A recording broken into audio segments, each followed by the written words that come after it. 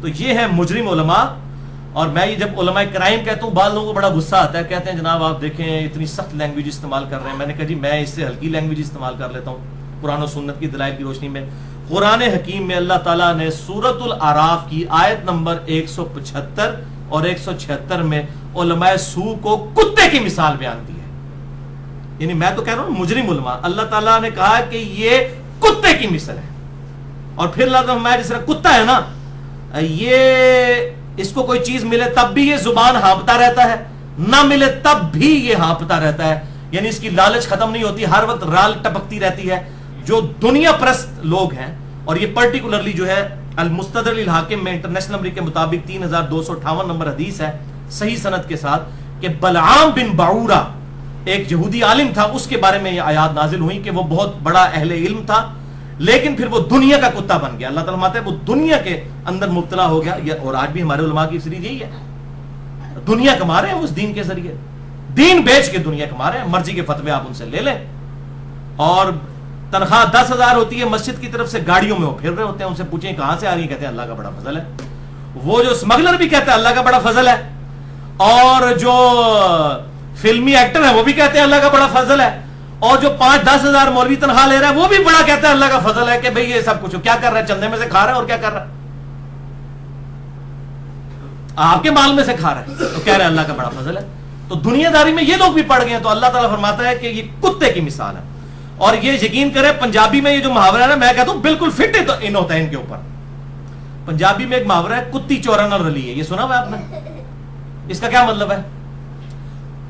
کتا گھر کی حفاظت کے لیے رکھا جاتا ہے نا, اور اگر کتا ہی چوروں کے ساتھ مل کے یہ بتانا شروع کر دے کہ جی اس کا فلاں قیمتی سامان فلاں جگہ رکھا ہوا ہے, تو اس کو پنجابی میں کہتے ہیں کتی چورا نہ رلی ہوئی ہے. یعنی کتا جو ہے وہ بجائے حفاظت کرنے کے چوروں کے ساتھ مل گیا ہے. دین کی حفاظت کی ذمہ داری کس کے اوپر ہے؟ علماء کے اوپر. آن دا فیس آف ارتھ اللہ تعالیٰ نے ان کو اپنا نائب بنایا نا, خلیفۃ اللہ ہی تو کہتے ہیں نا, اسی خلیفہ میں اللہ دے, بس خالی ٹائٹل لایا ہوا ہے نا. تو جب یہ لوگ دین کا بیڑا غرق کریں گے تو یہ ان کی مثال یہ کیوں دیکھیں, یہ مسلمانوں کو کہہ رہے ہیں کہ کتاب و سنت ڈائریکٹ نہ پڑھو ورنہ گمراہ ہو جاؤ گے. کہتے ہیں کہ نہیں؟ بخاری شریف ڈائریکٹ نہ پڑھو, قرآن خود نہ پڑھو, بلکہ یہ بھی اجازت نہیں دیں گے کہ اپنے مکتب فکر کا ترجمہ قرآن کا یا حدیث کا پڑھ لو. تو جو شخص مسلمانوں کو یہ کہہ رہا ہے کہ مسلمانوں اپنا قرآن مت پڑھو, اپنی حدیث مت پڑھو, تم گمراہ ہو جاؤ گے, تو میں کیوں نہ کہوں کہ کتی چورا نہ رلی ہے. اس سے بڑا اور کیا ان کے اوپر محاورہ بولا جائے؟ یہ خود دشمن بنے ہوئے, کوئی کافر نہیں آپ کو کہہ رہا قرآن و حدیث ڈائریکٹ نہ پڑھو گمراہ ہو جاؤ گے. ان کو تو ہدایت مل رہی ہے. کتنی تیزی سے اسلام پھیل رہا ہے. گورا انگریزی میں ترجمہ پڑھ کے مسلمان ہو رہا ہے. یہاں کلنٹن 2007 میں پاکستان آئے, انہوں نے جیو کو انٹرویو دیتے ہوئے امریکن پریزیڈنٹ نے کہا اسلام از دا فاسٹسٹ گروئنگ ریلیجن ان امریکہ. امریکہ میں سب سے تیزی سے پھیلنے والا دین اسلام ہے. یہ میں کو اپنی بات نہیں کر رہا, یہ آن ویڈیو ریکارڈنگ موجود ہے. اور یہاں پہ کہہ رہے ہیں قرآن حدیث ڈائریکٹ نہ پڑھو. اور گورا پلید, پوری زندگی اس نے پلیدی میں گزاری, اس نے قرآن کا انگریزی میں ترجمہ پڑھا, مسلمان ہو گیا. ادھر مولوی کہتا ہے قرآن میں ترجمہ نہ پڑھو, بخاری نہ پڑھو, گمراہ کیوں ہو جاؤ گے؟ کیونکہ اس کے جو عقیدے ہیں نا وہ اس کے خلاف ہیں. تو وہ ہم تو ڈوبے ہیں سنم, تمہیں بھی لے ڈوبیں گے. وہ تو خود ڈوبے ہوئے ہیں, وہ آپ کو بھی لے کے ڈوبیں گے. تو میں پھر بولا نا کہ نہ بولا کہ کتی چورا نہ رلی ہے. بالکل یہ دین کی حفاظت کے لیے تھے, اور یہ مسلمانوں کو مشورے دے رہے ہیں قرآن و حدیث نہ پڑھو. یہ اتنے بڑے مجرم ہیں, اور اللہ تعالیٰ نے بالکل صحیح مثال ان کے لیے بیان کی ہے. لہٰذا میرے پہ آندہ کوئی غصہ نہ کھائے اگر میں کہتا ہوں نا مجرم علماء یا علماء کرائم, تو یہ بہت چھوٹی مثال ہے. قرآن میں تو اللہ تعالیٰ نے کہا ہے کہ یہ کتے کی مثال ہے, جو لوگ دنیا کے کتے بنے ہوئے ہیں اور لوگوں کا قبلہ خراب کر رہے ہیں. بولے اعوذ باللہ تعالی. اور پھر یہ انہوں نے ٹھیکہ لیا ہوا ہے لوگوں کو, کہتے ہیں جی ڈگری تو ہم نے دینی ہے, جی ہمارے مدرسے کی ڈگری ہوگی پھر ہم علماء کو مانیں گے. وہ علماء جو ہماری ڈگری نہیں لیں گے, اور پائی اپنی جعلی ڈگریاں اپنے کول رکھو. تہاڈی ڈگریاں دی رتی برابر بھی حیثیت نہیں ہے. اور اس کا میں آپ کو تجربہ بتاتا ہوں, یہ ڈگری ہولڈر علماء آپ چیک کر کے دیکھ لیں, ان کے سامنے آپ قرآن کہیں رینڈملی 30واں پارہ کھول کے رکھیں نا, ان کو کہیں ذرا بغیر آپ ترجمہ دیکھے نا اس عربی کا ترجمہ کر کے بتائیں. بخاری مسلم تے بھول ہی جاؤ نا کہ ترجمہ کر سکتے ہیں, وہ تے عربی پیور لنگوسٹک ہے. قرآن کی عربی تو آسان ہے, حدیث کی جو عربی ہے بہت مشکل ہے. آپ جائیں بالکل فریش فارغ التحصیل, بریلوی, دیوبندی, اہل حدیث, شیعہ, فریش عالم دین کوئی بھی ہے اس کو بلا کے سامنے رکھیں قرآن اور اسے کہ ترجمہ کر جائے تو منو آگے پڑھ لینا. نہیں کر سکتے. ہم عربی میں پڑھتے ہیں اور عربی بھی نہیں آتی رہا. جعلی ڈگریاں بھائی تواڈے کول جعلی ڈگریاں نے, ساڈے کول الحمدللہ انٹرنیشنل نہیں یونیورسل ڈگری ہے. اور وہ کون سی ڈگری؟ صحیح بخاری میں حدیث ہے انٹرنیشنل نمبر کے مطابق 3461. مشکات میں کتاب العلم چیپٹر میں پہلی حدیث انٹرنیشنل نمبر کے مطابق 198 نمبر یہی حدیث ہے, بلغوا عنی ولو آیا. ہمارے محبوب صلی اللہ علیہ وسلم نے فرمایا پہنچا دو میری طرف سے خواہ تمہیں ایک آیت بھی آتی ہو. کہ مولوی تو کہنا ہے جناب کہ پوری ڈگری لگو تو اسی مولوی بنو گے. اللہ کے نبی کا فرما رہے ایک آیت بھی آتی ہے نا تو تواڈے کول ڈگری ہے میری طرفوں. لو ہن اسی تواڈی مدرسیاں دی جعلی ڈگریاں لویے کہ نبی صلی اللہ علیہ وسلم کی ڈگری لیں, آپ صلی اللہ علیہ وسلم کی ڈگری کہ ایک آیت بھی آتی ہے. کسی کو وضو کا طریقہ آتا ہے وہ وضو کا طریقہ لوگوں کو سکھا دے, کسی کو نماز کا طریقہ آتا ہے وہ نماز کا طریقہ لوگوں کو سکھا دے, کسی کو کوئی صورت آتی ہے وہ صورت لوگوں کو سکھا دے. اس کے لیے ڈگری کی ضرورت تو نہیں ہے. ڈگری الحمدللہ ہمارے پاس پہلے ہی موجود ہے. آپ اپنے مدرسوں کی جعلی ڈگریاں اپنے پاس رکھیں. اور یہ مدرسے تو بنے بھی 330 ہجری میں پہلا مدرسہ بنا ہے آپ صلی اللہ علیہ وسلم کی وفات کے تقریباً آپ سمجھ لیں کوئی 350 سال کے بعد یہ الازہر یونیورسٹی بنی ہے. اس کے بعد یہ معاملات چلے اور باقی انڈیا پاکستان کے آپ کو جو مدرسے نظر آ رہے ہیں یہ صرف انگریزوں کے دور کے اندر بنے. ظاہر ہے کہ انہوں نے بھی روٹی روزی چلانی تھی تو مدرسے بنا کے اور لوگوں کا ایک بچہ حافظ کرا لو سارے لے جائے گا, باقی پاویں سارے آرام خوری کرتے رہو. تو انہوں نے مدرسے بنا کے, میں یہ چیلنج کرتا ہوں کہ یہ حفظ قرآن کا مدرسہ مجھے کسی صحابی تابعی تبع تابعی پہلے 500 سال میں سے ثابت کرے کہ حفظ قرآن کے کبھی مدرسے بنے ہوئے ہوں. اس وقت تو علم دین سکھایا جاتا تھا. یہ حفظ قرآن اور یہ طوطے بنا بنا کے جو نکال رہے ہیں اور قرآن کا ایک لفظ نہیں ان کو آتا, صرف وہ قرآن عربی بولتے ہیں. یہ مدرسے تو کبھی بھی اللہ تعالیٰ کے نبی صلی اللہ علیہ وسلم نے صحابہ تابعین تبع تابعین نے نہیں بنائے. یہ بالکل انگریزوں کی پیداوار ہے مدرسے. صرف کیوں یہ مدرسے ہوں گے تو آپ ان کو چندے اور کھالے دیں گے. آج یہ مدرسے ختم ہو جائیں ان کی روٹی روزی بند ہو جائے گی. انہوں نے ہنر تو سیکھا کوئی نہیں ہے. تو انہوں نے حفظ قرآن کے مدرسے بنائے. ان سے پوچھیں کہ یہ کس سنت کے اوپر آپ عمل کر رہے ہیں؟ حفظ قرآن کے نبی صلی اللہ علیہ وسلم صحابہ تابعین تبع تابعین نے مدرسے بنائے تھے کہ آپ لوگوں کو دڑ دڑ حافظ قرآن بنائے. اور بھائی عالم قرآن بناؤ, ان کو حافظ قرآن کیوں بنا رہے ہو؟ جس کا شوق ہے وہ خود حفظ کرے گا. صحابہ کرام اپنے شوق سے کرتے تھے اور وہ رزلٹ یہ نکلتا ہے کہ وہ حفظ کر کے نکلتے ہیں. پھر جیسے ہی دنیا میں ایکسپوز ہوتے ہیں تو سب تو بڑا شیطان حافظ قرآن بنتا جاتا ہے. بالکل تسی چیک کر لیو 1000 نکلے نا کوئی ایک بندے کا پتر ہوگا جے بیچے. باقی کیا ہوتا ہے پھر جیسے ہی تراویحوں کا وقت آتا ہے تو وہ بھی اس کو بھی پتا کہ اب میں نے مال کمانا ہے تو تراویحوں کا وقت آتا ہے وہ تھوڑی تھوڑی شیپ بڑھانا شروع کر دیتا ہے. پھر تراویح پڑھا کے پھر عید رات پھر منا دیتا ہے. پیسے اکٹھے کیتے اپنے تراویح پڑھا کے بھی پیسے ہی لے. بھئی یہ سارا جو جامعہ ترمذی میں صحیح حدیث ہے کہ ہر امت کا کوئی نہ کوئی فتنہ ہے اور میری امت کا فتنہ مال ہے. تو مال کا ہی تو فتنہ ہی سارا. یہ سارے کا سارا سسٹم جو ہے کولیپس کر جائے گا ان کا اگر یہ آپ بیچ میں سے ایک وہ جیسے ایک آپ ستون کھینچ رہے ہیں نا پوری عمارت ڈھام سے نکل جائے گی. ان کی روٹی روزی بند ہو جائے گی. آپ ان سے یہ مدرسوں والا سسٹم ان کو کہیں چھوڑیں, فیس باللہ پڑھائیں. بیچ رہے ہیں آپ اللہ کی آیات کو, پیسے لے کے پڑھا رہے ہیں, فیس باللہ پڑھائیں. الحمدللہ ہم بھی درس قرآن کرتے ہیں, کتنی جگہوں پہ جا کے دعوت دیتے ہیں. 1 روپیہ کیا آنے جانے کا کبھی کرایہ تک بھی کسی سے, گاڑی بھی لوگ بھجواتے کبھی نہیں لی ہے, اپنی جیب سے الحمدللہ کر کے جاتے ہیں. اللہ سے اجر لینا ہے. نماز تو میں نے ویسے بھی پڑھانی ہے, پڑھنی ہے. اگر میں کہیں پڑھاؤں نہ تب بھی میں نے اپنی تو پڑھنی ہے. تو میں نمازیں بیچوں کہ امام مسجد جا کے تنخواہ لے کے جی مجھے تنخواہ دے, میں نے آپ کو 5 نمازیں پڑھائی ہیں. اور بھائی تجھے نہ بھی پڑھانی پڑتی, تو نے اپنی تو پڑھنی تھی نا, تو نماز تو نہ بیچ. صحیح مسلم میں حدیث ہے کسی شخص کے لیے جائز نہیں کہ وہ اذان کی اجرت لے. صحیح مسلم میں حدیث ہے اذان کی اجرت نہیں لے سکتا. کیوں؟ اللہ کے لیے وہ بلا رہا ہے. حالانکہ اذان دینا ہر بندے پہ فرض نہیں ہے لیکن نماز تو ہر بندے پہ فرض ہے. اور بھائی جو ہر بندے پہ فرض نہیں اس کی اجرت نہیں آپ لے سکتے. تو جو آپ پہ فرض ہے کہ آپ امام مسجد نہ بھی ہوتے تب بھی آپ نے 5 نمازیں جماعت سے پڑھنی تھی, تو اب آپ مسلح پہ چڑھ گئے تو پیسے مانگ رہے ہیں. اچھا جی اسی وہ ٹائم دے پیسے لینے. آپ دیکھو کیسے کیسے بیچ میں پخے نکالیے ٹائم دے پیسے. تو ویسے بغیر ٹائم دے نماز پڑھی دی ہے, نماز پڑھنے میں ٹائم نہیں لگتا. عجیب لیم ایکسکیوزز وہ جس طرح اصحاب سبت نے وہ گھڑے ہوئے تھے اس طرح کی خرابیاں بخاری اور مسلم حدیث ہے. میری امت میں وہی خرابیاں آئیں گی جو اگلے لوگوں میں پیدا ہوئی تھی. قدم با قدم بالش بار بالش تم بھی ان لوگوں کی راہ پر چل پڑو گے, حتیٰ کہ ان میں سے اگر کوئی گوہ کے سراغ میں داخل ہوا تم بھی یہی کام کرو گے. تو صحابہ کرام علیہم رضوان نے پوچھا کیا ان اگلے لوگوں سے مراد یہود و نصارہ ہیں؟ آپ نے فرمایا اگر وہ لوگ مراد نہیں تو پھر کون سے لوگ مراد ہیں؟ یہ حدیث بخاری اور مسلم دونوں میں موجود ہے. وَلِعَوْذُ بِاللَّهِ تعالیٰ, اللہ تعالیٰ سے دعا ہے کہ اس دن سے پہلے پہلے کہ ہمارا سورس آف انکم دین بن جائے. اللہ تعالی ہمیں ایمان و عافیت کے ساتھ مدینہ شریف میں موت, بقیہ غرقت میں مدفن اور جنت الفردوس میں اپنے محبوب صلی اللہ علیہ وسلم کا پڑوس عطا فرمائے, آمین. اچھا, اب یہ آئے جب آپ حدیث پیش کرتے ہیں نا بخاری کی 3461 کہ بلغوا عنی ولو آیا, پہنچا دو میری طرف سے خواہ ایک آیت ہی کیوں نہ ہو.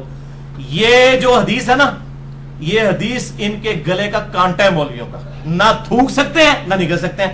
اگر نگل لیں تو ہمارے بات کے ساتھ ایگری کر جائیں, تھوک اس لیے نہیں سکتے کہ بخاری میں آئی ہوئی ہے, کیسے انکار کریں, حدیث تو ہے. تو اب یہ اس کا نا درمیان کا راستہ بیچ میں نا وہ اشکالات پیدا کرتے ہیں, وہ 3 اشکال پیدا کرتے ہیں. میں وہ بیان کر کے ان کے جواب بھی دے کے نا, یہ میرے پہ ادھار تھا کہ میں یہ ویڈیو میں ریکارڈنگ کرواؤں. انشاءاللہ یہ پھر قیامت تک کے لیے ایک لٹکتی ہوئی تلوار یہ والا پورشن ان کے لیے بن جائے گا انشاءاللہ تعالی. پہلا اشکال ان کا سنے کیا ہے, وہ کہتے ہیں جی سورۃ الانبیاء کی آیت نمبر ہے 7, فَاسْأَلُوا أَهْلَ الذِّكْرِ إِن كُنتُمْ لَا تَعْلَمُونَ, کہ اگر تمہیں علم نہیں ہے تو تم اہل علم سے جا کر پوچھو. تو ظاہر ہے کہ ہم نہیں لوگوں کو مسئلے بتانے ہیں, کسی ڈاکٹر نے, انجینئر نے, کسی ایڈوکیٹ نے, کسی فلاں ٹمکان نے تو نہیں بتانے تھے, مولویوں نے دسنے نے. دیکھو نا قرآن چاہے فَاسْأَلُوا أَهْلَ الذِّكْرِ إِن كُنتُمْ لَا تَعْلَمُونَ, بھائی اس میں تو ترجمہ یہ ہے کہ اگر تمہیں علم نہیں تو اہل علم سے پوچھو. اس میں کہاں لکھا ہے کہ مولوی سے جا کے پوچھو؟ اچھا, اگر کہتا ہے یہ مولوی کی شان میں ہے تو ہم کہتے ہیں قرآن حکیم میں 1000 آیات سائنٹیفک فیکٹس کے اوپر ہیں, جیولوجی کی فیلڈ سے ریلیٹڈ, ایمبریولوجی کی فیلڈ سے ریلیٹڈ, ایسٹرونومی کی فیلڈ سے ریلیٹڈ, باٹنی کی فیلڈ سے ریلیٹڈ. اچھا جی, کیڑا مولوی ہے منو سمجھاوے جیولوجی کی ہوندی ہے, پہاڑوں کا سٹیبلائزنگ ایفیکٹ کیا ہوتا ہے, ٹیکٹونک پلیٹس کیا ہوتی ہیں, اور یہ کیڑا مولوی صاحب ہے کیا ہو رہا, انہوں تو ٹیکٹونک دے سپیلنگ بھی نہیں آندے ہوں گے, تو پھر اہل ذکر تے نہ رہا نا. قرآن تو اس کا مطلب پورا تو قرآن اس کو بھی کوئی نہیں آتا, پھر تیری ڈگری کا کیا فائدہ پائی, پورا قرآن تو بھی کوئی نہیں آتا, تیری ڈگری کا کیا فائدہ اگر تو پورا قرآن 1000 آیات تو تجھے بھی کوئی نہیں آتی ہیں, تو باقی تیرے پاس بھی علم نہیں ہے, تو اصولاً تو تیرے پاس بھی نہیں جانا چاہیے. تو یہ ہے ان کو جواب کہ خدا کے لیے یہ آیا کہ اہل علم سے پوچھو, جو معاملات آپ کو پتہ ہے آپ لوگوں کو بتائیں, جو آپ کو نہیں پتا. ایسٹرونومی کا سوال ہوگا تو ایسٹرونومی فیلڈ کے بندے سے پوچھیں گے, ایمبریولوجی کا سوال ہوگا ایمبریولوجی کے کسی گائنی سے ریلیٹڈ بندے سے پوچھیں گے.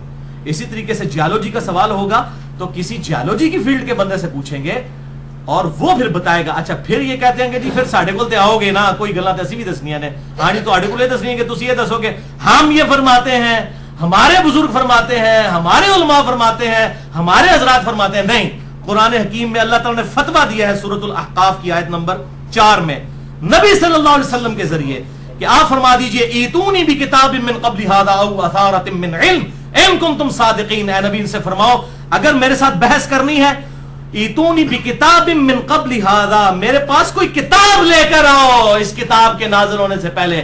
اگر قرآن کو نہیں مانتے ہو اپنی کوئی کتاب لے کر آؤ, او اثارۃ من علم ان کنتم صادقین, یا نبیوں کی کوئی حدیثیں آثار چل رہے ہو نا اس میں سے میرے ساتھ بات کرو. تو ٹھیک ہے, مولویوں سے بھی ہم کہیں گے کہ مولویوں تو یہ کہتے ہو نا کہ تواڈے کول مسئلہ پوچھنا ہے, تم اہل الذکر ہو, تو ہمیں پھر یہ نہیں کہو گے کہ مسئلہ یہ ہے, تم بتاؤ گے قرآن میں یہ لکھا ہوا ہے, حدیث میں یہ لکھا ہوا ہے, ہم تمہاری جوتیاں اپنے سروں پہ رکھ لیں گے.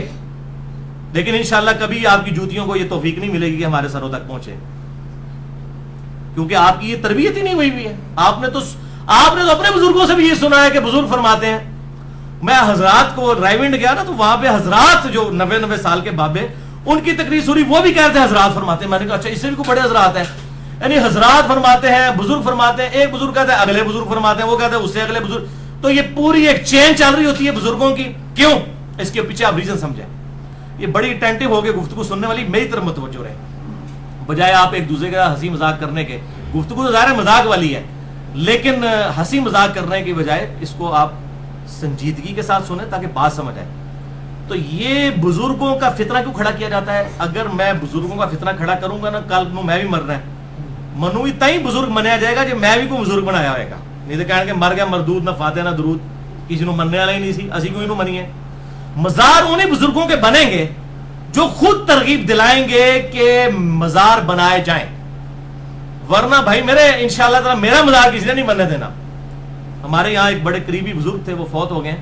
مجھے یاد ہے صحیح طریقے سے, جب ہم ان کے قبر پہ دفنانے کے لیے گئے تو لوگ وہ قبر جو گورکن تھا وہ مٹی تھوڑی زیادہ ڈالنے لگا, تو کتنے لوگوں نے شور مچایا, ان کا نہیں قبر اونچی نہیں کرنی, ایک بالش تھے. یہ بڑے سخت مخالفت کرتے تھے اس چیز کی. میں نے کہا واہ, جس نے مخالفت کی ہوئی ہے نا اس کے اوپر یہ معاملات ہوں گے بھی نہیں, اللہ تعالیٰ اسپیشل پروٹیکشن اس کی کرے گا الحمدللہ. تو تو یہ اشکال ان کا ختم ہوا. دوسرا اشکال سنیں, وہ کہتے ہیں جی ہم تو ڈائریکٹ عربی کتابیں پڑھ لیتے ہیں, ہم ان میں سے حوالے دیتے ہیں, تو چونکہ ہمارے پاس ڈگری ہے عربی کی لہٰذا جو ہے نا وہ ہم زیادہ اہل ہیں کہ ہم ڈائریکٹ کتاب میں سے بتائیں گے مسئلہ. میں انہوں نے چیلنج کرنا ہے, انہوں نے مولوی بنا کے پہ کٹ دینے نا, کہ بخاری مسلم کا مجھے ترجمہ کر کے بتا دیں. کوئی ہزاروں لاکھوں میں ایک بندہ ہوتا ہے جو عربی لنگوسٹک کا ترجمہ کر سکتا ہے, ایون قرآن کا ترجمہ بھی ان کو نہیں آتا مکمل طور پر.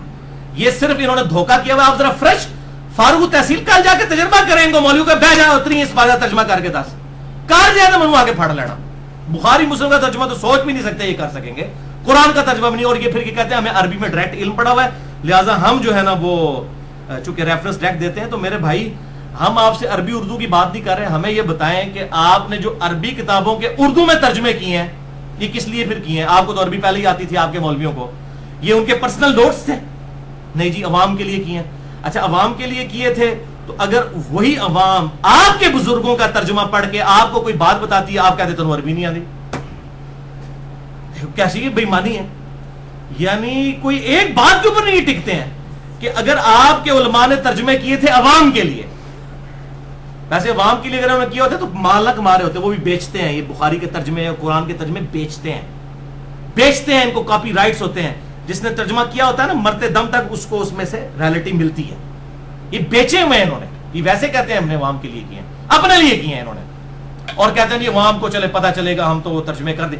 اچھا ایک پرائمری اسکول کا بچہ ایک مولوی صاحب کو جا کے کہتا ہے کہ بھائی سورۃ البقرہ کی آیت نمبر 279 میں لکھا ہوا ہے کہ جو شخص سود کھائے گا اللہ اور اس کے رسول عز و جل و صلی اللہ علیہ وآلہ وسلم کا اعلان جنگ ہے اس کے خلاف. اب مولوی صاحب کہتے ہیں اوے تیری تعلیم کتنی ہے؟ وہ کہتا ہے جی میں پرائمری پڑھنا. تو تیرے کو ڈگری ہے؟ نہیں. جا دفعہ ہو جا, میں نہیں مانتا. تو اب وہ مولوی مسلمان بھی رہ جائے گا؟ اب مولوی کا کام ہے وہ قرآن اٹھائے سورۃ البقرہ کی 279 نمبر آیت پڑھے اور کہ ہاں بیٹا بڑی بات ہے, آپ کو بیٹا یہ بات پتا تھی, اللہ کا شکر ہے آپ نے مجھے یہ بات بتائی ہے اور آپ کی بات بالکل ٹھیک ہے, قرآن میں لکھی ہے. اور بھائی وہ اس بچے کی بات نہیں مان رہا, وہ قرآن کی بات مان رہا ہے. اس طریقے سے اگر ہم کوئی ریفرنس دیتے ہیں کہ بخاری میں لکھا ہے, مسلم میں لکھا ہے, ابو داؤد میں لکھا ہے, قرآن میں لکھا ہے, آپ ہماری بات تو نہیں مان رہے, اللہ اور اس کے رسول عز و جل و صلی اللہ علیہ وآلہ وسلم کی بات مان رہے ہیں. اور اگر آپ اس کا انکار کریں گے تو آپ یہ کسی مغالطے میں نہ رہیں کہ آپ انجینئر محمد علی مرزا صاحب کا انکار کر رہے ہیں, آپ اللہ اور اس کے رسول کی تعلیمات کا انکار کر کے اپنی آخرت برباد کر رہے ہیں وَلِعَاذُ بِاللَّهِ تَعَالَى. تو یہ اپنی فکر کریں. اور ویسے یہ عام طور پہ نا آپ کو کہتے ہوئے نظر آئیں گے جی وہ صحیح بخاری میں حدیث ہے 2311 نمبر کہ شیطان نے انسانی شکل میں آ کے آیت الکرسی کا وظیفہ حضرت ابو ہریرہ کو تعلیم کیا, آپ صلی اللہ علیہ وسلم نے اس کی توثیق کر دی. تو چنگی گل اگر شیطان بھی کرے نا تو لے لینی چاہیے. کیا اب میں کو کہتا ہوں اب اس میں ایڈ کر لیں کہ چنگی گل اگر شیطان بھی کرے لے لینی چاہیے, پر چنگی گل اگر محمد علی مرزا صاحب کرن انجینئر صاحب تو وہ نہیں لینی چاہیے, کیونکہ انہوں نے تو شیطان تو بڑا درجہ دے دیتا ہے. یعنی آپ دنیا میں کسی انسان کو بڑے سے بڑا مجرم شیطان ہی کہہ سکتے. دنیا میں اللہ تعالیٰ کا سب سے باغی سب سے بڑا مجرم کون ہے؟ شیطان. شیطان سے بڑا کوئی نہیں, اس پہ تو اجماع ہے نا. شیطان سے بڑا ظالم, شیطان سے بڑا جو ہے وہ اللہ تعالیٰ کا مجرم جو اللہ کے نیک بندوں کو بھی گمراہ کر کے دوزخ تک پہنچاتا ہے, کوئی نہیں ہے. اس کا وظیفہ دیا ہوا نبی صلی اللہ علیہ وسلم انڈورس کر دے تو ٹھیک. اگر ہم بخاری اور مسلم سے قرآن حکیم سے حوالے دیں آپ صلی اللہ علیہ وسلم کے ریفرنس سے, اپنے ذاتی نہیں آپ کے ترجموں میں سے, آپ کے نہیں گلا ٹھیک نے پر کرنی نہیں چاہیے یا گلا ٹھیک نے لیکن ایسی مننی ہے نہیں نے, تو پھر ہم تو یہی کہیں گے میرے بھائی کہ آپ اپنے دماغ کا علاج کوائیں. آپ کے اوپر کیا غلط کامنٹس کوئی اس طرح کے کیے جائیں, ہم تو یہی کہیں گے کہ یہ آپ کے دماغ کا علاج ہونا چاہیے. تیسرا اشکال وہ کہتے ہیں کہ جی اب یہ اشکال آپ دیکھیں یہ کسی نے نہیں ابھی تک سالو کیا ہے. اے انشاءاللہ اللہ دے فضل نال اے اسلام دا خادم کرے گا اس دا بھی دفاع. یہ کہتے ہیں دیکھیں جی آپ بیمار ہوتے ہیں تو آپ کسی مولوی کے پاس تو نہیں جاتے, ڈاکٹر سے دوائی لینے کے لیے جاتے ہیں, ٹھیک ہے جی. اسی طریقے سے اگر آپ کا کوئی انجینئرنگ کا مسئلہ ہوتا ہے تو آپ کسی انجینئرنگ کے فیلڈ کے پاس جاتے ہیں. اگر آپ نے کوئی مقدمہ لڑنا ہے تو آپ کسی ایڈوکیٹ کے پاس جاتے ہیں. جب دین کی باری آتی ہے تو انجینئر بھی میدان میں اترے ہوئے ہیں, ڈاکٹر بھی اترے ہوئے ہیں, ایڈوکیٹ بھی اترے ہوئے ہیں, آپ لوگ بھی اترے ہوئے ہیں, ادھر بھی ہمیں اکیلا رہنے دینا. تو یہ آن دا فیس آف آرگومنٹ ان کی بات بالکل ٹھیک لگتی ہے, لیکن میرے بھائیو یہ 100% ان کی بات غلط ہے. اس کی وجہ یہ ہے کہ ڈاکٹر انجینئر بننا ہر مسلمان پہ فرض ہے کیا؟ بتائیں. لیکن علم دین حاصل کرنا ہر مسلمان پہ فرض ہے، اس پہ تو کوئی دوسری رائے نہیں ہے. قبر میں جو سوال سیدنا ابو بکر سے ہونا ہے رضی اللہ تعالیٰ عنہ علیہ السلام، وہی ایک ڈاکٹر سے ہونا ہے، وہی ایک انجینئر سے ہونا ہے، وہی ایک ایڈوکیٹ سے ہونا ہے، وہی ایک جو ہے وہ ریڈی بان سے ہونا ہے، وہی ایک شیخ الحدیث سے ہونا ہے، وہی ایک شیخ القرآن سے ہونا ہے، وہی ایک جاہل سے ہونا ہے، وہی ایک موچی سے ہونا ہے. جب سوال سب سے ایک ہونا ہے تو سب کے پاس علم بھی تو ایک جیسا ہونا چاہیے نا، ڈیٹم لیول کا علم. میں وہ ان ڈیپتھ علم تو میں بتا رہا ہوں مولویوں کے پاس بھی نہیں ہے، اسٹرانومی کا علم ان کے پاس بھی نہیں، جیولوجی کا ان کے پاس بھی نہیں. ہر چیز کا آتا تو ہر شخص کر بھی نہیں سکتا، لیکن ڈیٹم لیول کا علم تو ہر بندے کے پاس ہونا چاہیے کہ نہیں. تو پھر یہ کیوں قدغن لگاتے ہیں کہ جو علماء کی، اچھا کہتے ہیں جی آپ ڈاکٹر آپ کو مشورہ، کیسی مثالیں دے، کہتے ہیں ڈاکٹر آپ کو دوائی لکھ کے دیتا ہے، آپ نے کبھی اس سے بحث نہیں کرتے، آنکھیں بند کر کے وہ دوائی مارکیٹ سے خریدتے ہیں اور آپ کھانا شروع کر دیتے ہیں. تو اصلی جو مسئلہ تو ہم دس رہے ہیں، تسی اکھاں بند کر کے عمل کرو. آج یہ جواب دو، یہ جواب بھی سن لو. اور بھائی ڈاکٹر جو دوائی لکھتا ہے نا، وہ جب ہم مارکیٹ جا کے دوائی لیتے ہیں نا، تو میڈیکل سٹور والا بھی اس کو کنفرم کرتا ہے کہ ہاں جی اس نام کی دوائی ایگزسٹ کرتی ہے، یہ اس کمپنی کی دوائی ہے، اور وہ دے دیتا ہے. اور تسی مولوی بڑے مسئلے دس دیو نا، وہ اسی جو میڈیکل سٹور لے کے جانے ہیں نا، یعنی قرآن اور حدیث کھولنے ہیں نہ، وہ قرآن چ مسئلہ نکلتا ہے نہ حدیث چ نکلتا ہے، تو اڈی جعلی دوائیاں لکھیاں ہوئی ہیں.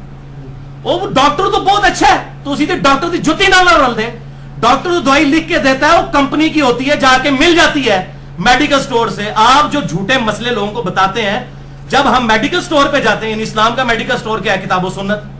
جب ہم وہاں جا کر کاؤنٹر چیک کرنے لگتے ہیں کہ بھئی یہ کتاب اللہ میں یہ دوائی موجود ہے، کہیں حدیث میں نکلتی کوئی نہیں، اور جعلی ڈگریاں لو، تسی دوائی جعلی لکھ دو، اس نام کی دوائی دنیا کوئی نہیں ہوتی، تسی ڈاکٹر دی مثالاں دے دو. اے پھکی لے جاؤ، یہ ہوں یاد کرو کہ کسی نے انہوں پھکی دیتی سی صحیح، اینٹی وینم، جس کو پنجابی میں پھکی کہتا ہوں اور اردو میں الزامی جواب، اور سائنٹیفک لینگویج میں ہم اسے کہتے ہیں اینٹی وینم. وینم کہتے ہیں سانپ کے زہر کو. کوبرا سانپ جب کاٹ جائے نا، اس کے زہر کا علاج کسی ویکسین سے نہیں ہوتا، کوبرے کے ہی زہر سے ایک اینٹی وینم تیار ہوتا ہے، اس وہ لگائے نا اگر 1-1.5 گھنٹے کے اندر تو بندہ بچ جاتا ہے. تو یہ میرے الزامی جواب ان کے اینٹی وینم ہے کہ دوائی لکھو جناب مفتی صاحب، بریلوی دیوبندی اہل حدیث شیعہ مفتی صاحب، دوائی لکھو، اسی دوائی تہاڈی چیک کرنی ہے.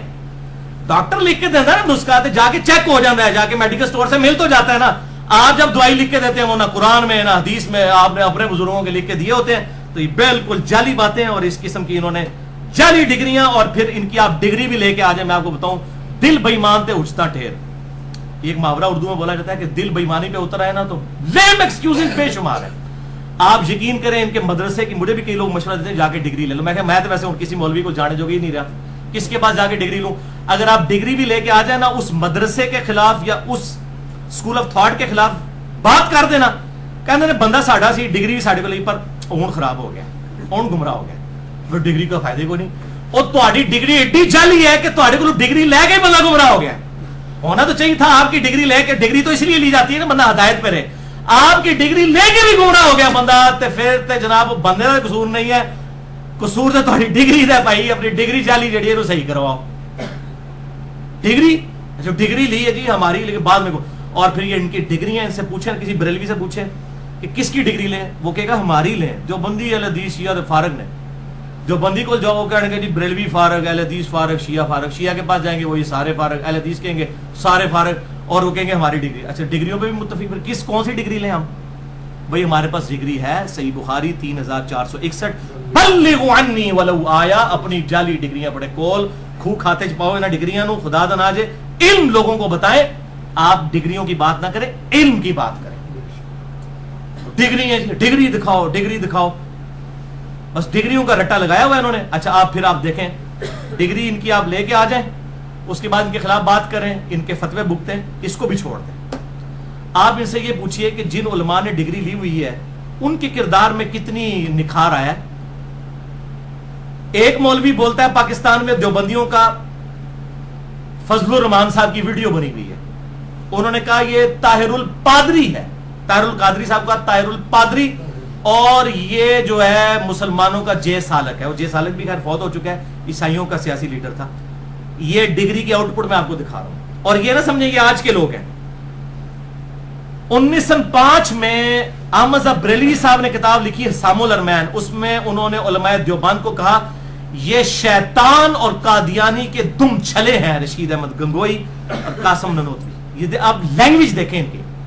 اچھا اس کا جواب جب دیوبندیوں نے 1906 میں دیا المحند المفند، اور انہوں نے اس کے جواب میں لکھا کہ احمد بریلوی اور ان کی جماعت پوری، ان کے علماء اور ان کی پبلک ایک شیطانی لشکر ہے جو ہم پہ حملہ آور ہو گیا. یہ میں آپ کو ڈگریوں کی شکل دکھا رہا ہوں، یہ ڈگریوں والوں کی لینگویج آپ سنیں. شیطان سے کم ٹائٹل نہیں کسی کو دیتے. اگر ڈگریوں سے فرق پڑتا تو ان کے بزرگوں کو تو پڑ جاتا ہے. میں بزرگوں کے حوالے دے رہا ہوں، آج کل کے لوگوں کے نہیں. احسان علی ظہیر صاحب البریلویہ کتاب انہوں نے لکھی. احمد بریلوی صاحب کے بارے میں لکھا کہ احمد بریلوی صاحب رافضی تھے. نعوذ باللہ من ذالک. یہ اتنا بڑا جھوٹ ہے کہ کوئی شخص یہ کہہ دے کہ مولانا مودودی رحمہ اللہ ناسبی تھے جو حضرت علی کا دفاع کرتے رہے پوری زندگی، یا کوئی یہ کہہ دے کہ صلاح الدین یوسف صاحب رافضی ہیں جو پوری زندگی جو ہے وہ ناسبیت والا ہی کردار ادا کرتے رہے. یہ اتنا بڑا جھوٹ ہے کہ کوئی شخص یہ بول دے کہ احمد بریلوی صاحب رافضی تھے. احمد بریلوی صاحب نے تو رد الرافضہ لکھی جس پہ گورنمنٹ آف پاکستان نے پابندی لگائی ہوئی ہے، جس میں انہوں نے 7 کفر کے فتوے لگائے ہیں رافضیوں کے اوپر جو غالی رافضی شیعہ ہے. اس کتاب پر پابندی ہے. اور اس شخص کو انہوں نے کہا کہ جی یہ رافضی، یعنی جب بندہ بےایمانی پہ اترا ہے اس کا تو علاج ہی کوئی نہیں ہے. اور دلیل کوئی علمی دلیل نہیں دی ہے. حالانکہ احمد بریلوی صاحب کے آپ فتوے پڑھے وہ تو کہتے ہیں شیعہ کے مجلس میں جانا حرام، اس کا کھانا حرام، شیعہ سے نکاح حرام. یہ میں اپنا موقف نہیں بتا رہا ہوں، ان کے موقع میں بتا رہا ہوں. اور وہ یہ کہتے ہیں کہ جی ان کی مجلس میں گفتگو سننا حرام، ان کے جلوس کو دیکھنا حرام. وہ تو اس لیول تک مخالف تھے. جب یہ سب لوگ بھیکی بلیاں بنے ہوئے تھے اس وقت انہوں نے جو ہے وہ رافضیوں کے بارے میں اتنی آؤٹ سپوکن بات کی، ظاہر میں غلوب بھی کر دیا. اس بندے کو کہہ رہے ہیں کہ وہ رافضی تھا، اور کہتے ہیں دیکھیں جی ان کے والد کا نام تھا نقی علی خان اور ان کے دادا کا نام تھا تقی علی خان. دیکھ تو بھائی انڈیا، پاکستان اور بنگلہ دیش میں جو مجدد اعظم ہے اہل حدیث کے، ان کا نام ہے نذیر حسین دہلوی. ان کے بھی نام میں حسین آتا ہے. یہ اصل میں سعودی عرب والوں نے جو ٹوٹکا پڑھایا نا، آج بھی آپ دیکھیں نا کسی کے وہ پاسپورٹ پہ علی حسن حسین لکھا ہو نا، اس کو علیحدہ کر لیتے ہیں. یعنی ایک طرف کہتے ہیں ہم علی حسن حسین کو مانتے ہیں، دوسری طرف ان کو شک پڑ جاتا ہے کہ شیعہ نہ ہو. تو یہ وہ چیز ہے جو یہاں پہ بھی انجیکٹ ہو گئی ہے کہ ناموں کی بنیاد کے اوپر. بھائی ناموں سے کیا فرق پڑتا ہے؟ آپ ناموں کو نہیں مانتے؟ حسن حسین کیا جنتی نوجوانوں کے سردار نہیں ہے؟ اگر کسی کے نام میں آ جاتا ہے تو آپ اس کو رافضی کہنا شروع کر دیں گے. بولے اعوذ باللہ تعالی، یہ کون سا آپ نے دین بنایا؟ کوئی علمی بات کریں. تو انہوں نے البریلویہ کتاب میں اس قسم کے جذباتی اور کچھ جھوٹے شعر حمزہ بریلوی کی طرف منسوب لکھ دیے، اور پھر کریکٹر کے اوپر حملہ کیا. جی رنگ کالا تھا، یہ تھا. پھر تو میں تو حضرت بلال پہ بھی کروں کہ ان کا بھی رنگ کالا تھا. کوئی علمی بات ہونی چاہیے. تو یہ ایک دوسرے کے ساتھ اس قسم کی حرکتیں کرتے ہیں، اور پھر ان کے فالوورز بھی پھر یہی کچھ کر رہے ہیں. اور پھر احمد بریلوی صاحب کو آپ دیکھیں، انہوں نے فتاوی رضویہ میں لکھا، کتنے سخت الفاظ لکھے. وہ لکھتے ہیں کہ دیوبند اور اہل حدیث کی مسجدیں مثل گرجا کے ہیں، ان میں نماز پڑھنا واجب الاعادہ مکروہ تحریمی ہے. اور پھر کہا کہ دیوبند اور اہل حدیث کو رافضیوں یعنی شیعہ سے برا کہنا رافضیوں پہ ظلم ہے، کیونکہ رافضی تو صرف صحابہ کے گستاخ ہیں اور اہل حدیث اور دیوبندی رسول اللہ کے گستاخ ہیں. اینالوجی تو بالکل ٹھیک بنائی انہوں نے جو اپنے زمان میں بنائی. اور پھر باقاعدہ اسماعیل دہلوی، جس کو میں بھی سمجھتا ہوں کہ اس کی کتاب تقویت الایمان میں گستاخیاں تھیں، اس کو انہوں نے کہا کہ اس کے بارے میں باقاعدہ شعر لکھا کہ وہ شہید لیلہ نجد تھا. یعنی محمد بن عبد الوہاب صاحب جو نجد کے رہنے والے تھے، نجد آف سعودیہ، نجد آف عراق کی نہیں بات کر رہا. تو وہ کہتے ہیں کہ اسماعیل دہلوی جو ہے یہ شہید لیلہ نجد ہے. اس کو لیلہ کہا کہ یہ اس سے متاثر ہو کے تو اس نے تقویت حالانکہ جو محمد بن عبد الوہاب صاحب کی کتاب ہے کتاب التوحید، یقین کریں اتنی زبردست کتاب ہے، سوائے اکا دکا چیزوں کے پرفیکٹ کتاب لکھی ہوئی ہے. وہ یہ تقویت الایمان جو ہے یہ تو گندگی کا پلندہ ہے. اس کا اس کتاب سے کوئی تعلق ہی نہیں ہے. ادھر مشہور کر دیا اس کتاب کا ترجمہ ہے. وہ کتاب پڑھو بھائی، اردو میں آ چکی ہے وہ کتاب التوحید محمد بن عبد الوہاب صاحب کی. اس کتاب کا اس کے ساتھ تعلق ہی نہیں، لیکن انہوں نے بنا دیا. جی اب جب یہ بات ہوتی ہے نا پھر وہ یہاں پہ بھی وہابی. حالانکہ محمد بن الوہاب صاحب جو ہے وہ سعودیہ اس علاقے میں تھے، اور آج کے بھی نہیں. سعودیہ تو اس وقت بنا بھی نہیں تھا، بہت پرانی بات ہے. تو اس وقت انہوں نے شعر کہہ دیا. تو اس قسم کے شعر کہتے ہیں یہ، اور پھر اس طرح لوگوں کو گمراہ کرتے ہیں. حالانکہ ان کی اپنی حالت یہ ہے کہ انہوں نے ان کے بزرگوں نے اپنے ناموں کے کلمے پڑھوائے ہوئے ہیں. میں نے پورا لیکچر دیا ہے مسئلہ نمبر 71B، انڈیا اور پاکستان کے بزرگوں کی 19 گستاخانہ عبارات کا تحقیقی جائزہ. کوئی کلمہ پڑھوا رہا ہے لا الہ الا اللہ چشتی رسول اللہ، کوئی کلمہ پڑھوا رہا ہے لا الہ الا اللہ اشرف علی تھانوی رسول اللہ ولیاعوذ باللہ تعالی. یہ ان کے بزرگ بابے جو اپنے ناموں کا کلمہ پڑھایا کرتے ہیں جی. اور میں وہ سن رہا ہوں، کہتے ہیں جی دیکھیں ہمارے علماء کے نام، یہ جو انجینئر ہے اتنی گستاخی سے لیتا ہے، اتنے بڑے بڑے علماء کے نام. وہ بھائی جنہوں نے اپنے ناموں کے کلمے پڑھائے ہوئے میرے نزدیک وہ بڑے بڑے تو نہیں ہو سکتے نا, میں اپنا ایمان پر بات کروں گا ان کے بڑے بڑے ہو گئے. اب مجھے ایک نام اس پہ بڑے بڑے کے اوپر ایک اور لفظ بھی ہے لیکن میں بولنا نہیں چاہتا. بہرحال صحیح علم حاصل کریں اس کی شان ہے. اللہ تعالیٰ نے فرمایا سورہ الزمر کی آیت نمبر 9 میں قل هل يستوي الذين يعلمون والذين لا يعلمون, اے نبی صلی اللہ علیہ وسلم فرما دیجئے کہ بھلا علم والے اور بغیر علم والے برابر ہو سکتے ہیں. انما يتذكر اولو الالباب, نصیحت تو صرف وہی لوگ حاصل کرتے ہیں جو عقل والے ہیں. پھر سورہ فاطر کی آیت نمبر 28 میں ہے انما يخشى الله من عباده العلماء, اللہ کی خشیت اور معرفت تو صرف اہل علم کو حاصل ہے. اور پھر سورہ بنی اسرائیل میں جس شان سے آئی ہے آیت نمبر 36 وَلَا تَقْفُ مَا لَيْسَ لَكَ بِهِ عِلْمٌ إِنَّ السَّمْعَ وَالْبَصَرَ وَالْفُؤَادَ كُلُّ أُولَٰئِكَ كَانَ عَنْهُ مَسْئُولًا. اے انسان کسی چیز کی پیروی اس وقت تک مت کر جس وقت تک تیرے پاس ڈیفینٹ علم اس کے بارے میں نہ آ جائے. بے شک یہ تین انسٹرومنٹ کان, آنکھیں اور عقل, اس کے بارے میں تم سے پوچھا جائے گا. دل ہو یا دماغ, عقل اپروپریٹ اس کی ٹرانسلیشن بنتی ہے کہ ان کو استعمال کر کے تم نے حق تک پہنچنے کی کوشش کیوں نہیں کی. تو ان تین انسٹرومنٹ سے دو علوم ہیں جن کو اللہ تعالیٰ نے سپورٹیو کیا ہے. ایک ریویلڈ نالج ہے وحی کا علم, اور ایک ایکوائرڈ نالج ہے جو سائنس کا علم ہے, the knowledge obtained through observations and experiments. یہ ریویلڈ نالج کا بھی ذکر قرآن حکیم میں موجود ہے. سورۃ البقرہ کی آیت نمبر 38 میں اللہ تعالیٰ نے واضح فرما دیا حضرت آدم علیہ السلام اور ان کے ذریعے پوری اولاد آدم کو قُلْنَا اهْبِطُوا مِنْهَا جَمِيعًا, تم سب کے سب اب زمین پر اتر جاؤ. فَإِمَّا يَأْتِيَنَّكُم مِّنِّي هُدًى, اب جب کبھی بھی کوئی ہدایت کی بات تم پر میری طرف سے آئے گی, فَمَن تَبِعَ هُدَايَا فَلَا خَوْفٌ عَلَيْهِمْ وَلَا هُمْ يَحْزَنُونَ, جو کوئی ہدایت کی پیروی کرے گا نہ اسے کوئی خوف ہوگا نہ غم ہوگا. وَالَّذِينَ كَفَرُوا وَكَذَّبُوا بِآيَاتِنَا أُولَٰئِكَ أَصْحَابُ النَّارِ هُمْ فِيهَا خَالِدُونَ, جو لوگ ہماری آیات کو جھٹلا دیں گے اور اس کا کفر کریں گے اور اس کو جھٹلائیں گے وہی ہوں گے دوست کی, ہمیشہ رہیں گے اس میں. اور پھر سورہ البقرہ کی آیت نمبر 31 میں آیا وَعَلَّمَ آدَمَ الْأَسْمَاءَ كُلَّهَا, اور ہم نے آدم علیہ السلام کو ہر چیز کے نام سکھا دیے تھے. یہ ہے وہ ایکوائرڈ نالج. پوٹینشلی آدم علیہ السلام کو اللہ تعالیٰ نے ہر چیز کے نام سکھا دیے. وہی علم ترقی کرتے کرتے آج اتنے عروج پر پہنچ چکا ہے.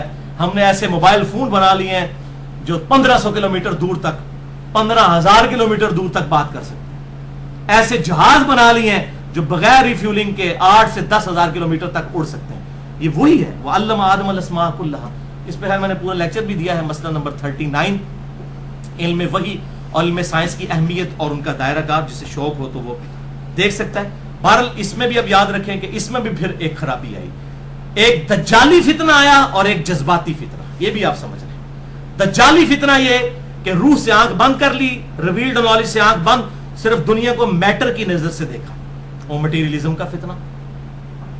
اور اسی کا سمبل بن کے وہ کہنا دجال بھی آئے گا, جس پہ میں نے مسئلہ نمبر 133 ریکارڈ کروایا.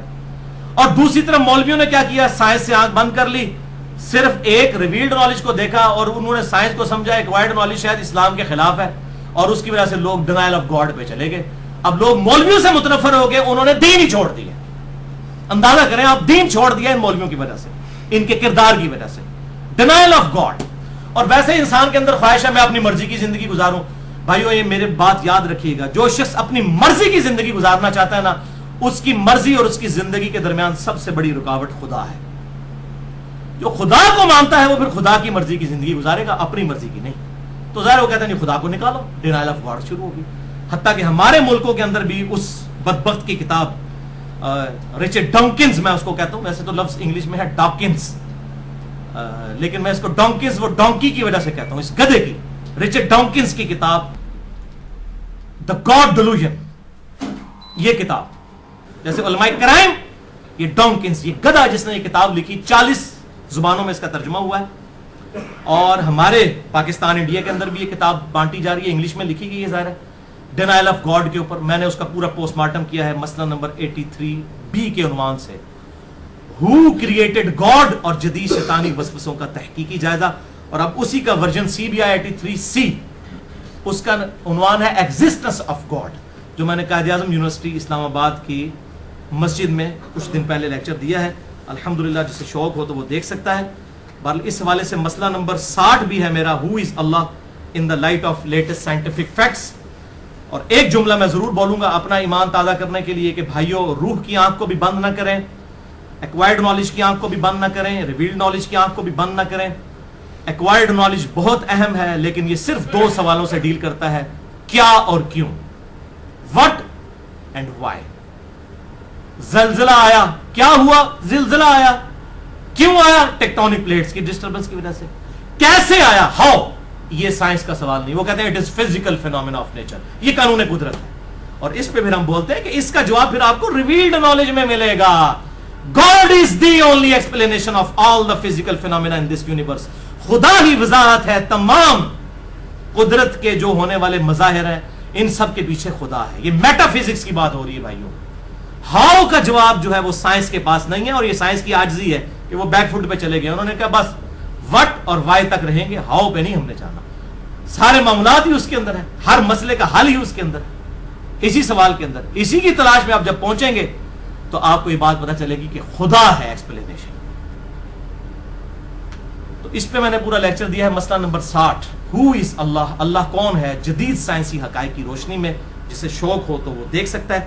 آخر میں یہ میں باتیں 3 ریپیٹ کر دیتا ہوں. نمبر 1، میں نے علمی اپروچ اور جذباتی اپروچ کے بارے میں فرق بتایا.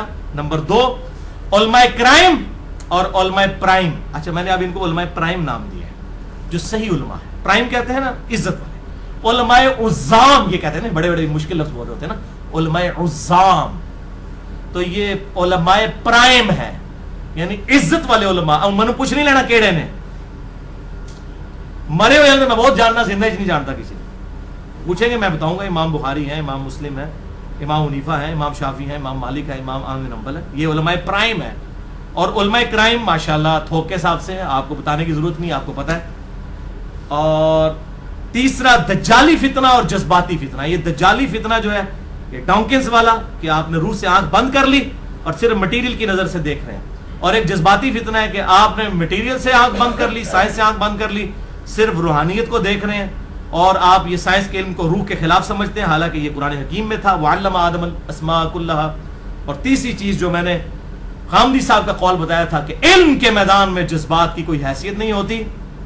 اور اس کا انورس میں نے کیا ہے، وائس ورسا، کہ جذبات کے اس اندھے اور منحوس میدان کے اندر علم کی رتی کے برابر بھی حیثیت نہیں ہوتی. یہ لوگ مانتے ہی نہیں علم کو، صرف جذبات کے اوپر چلتے ہیں. اللہ تعالیٰ سے دعا ہے جو حق بات میں نے کہی اللہ تعالیٰ ہمارے دلوں میں راسخ فرمائے. اگر جذبات میں میرے منہ سے کوئی غلط بات نکل گئی تو ہمارے دلوں سے محو کر دے، اور ہمیں کتاب و سنت کی تعلیمات پر عمل کر کے دوسرے بھائیوں تک پہنچانے کی توفیق عطا فرمائے. سبحانک اللہم بحمدک، اشہد ان لا الہ الا انت، استغفرک واتوب الیک، وما علینا الا البلاغ المبین.